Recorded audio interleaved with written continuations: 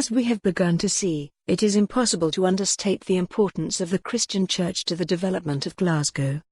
By the middle of the 13th century the small town was in no way comparable in size to the likes of Edinburgh, but Glasgow punched above its weight because of its importance within the Church. As previously reported, the bishops of Glasgow diocese did much to enhance the town in the 1100s, and by 1240 its importance as a religious centre was confirmed when the Dominican Order of preaching friars came to Glasgow, followed by the Franciscans.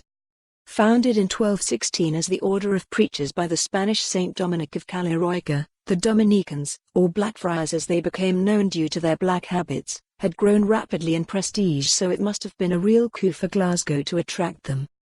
The Franciscans, the order of friars minor, had been founded before the Dominicans by Saint Francis of Assisi, and they became known as the Grey Friars due to the colour of their habits.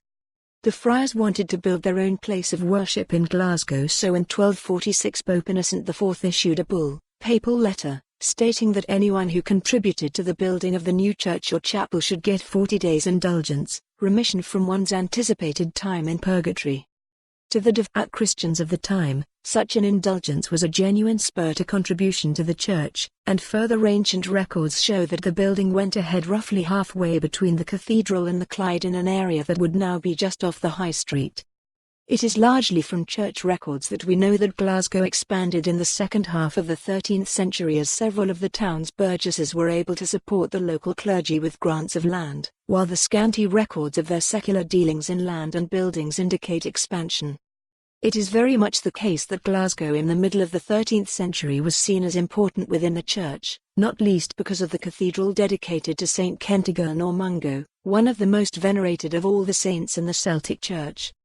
That both the Dominicans and Franciscans set up a base in Glasgow, between them, they also did so in Edinburgh, Aberdeen, and Ayr, shows that there were plenty Christians in and around the town, because the main cause of the friars was to preach repentance and condemn heresy among Christians.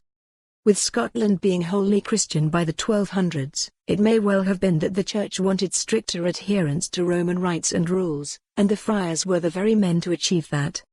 It is known that they roamed up and down the valley of the Clyde preaching to people who would welcome them and give them support in cash and kind.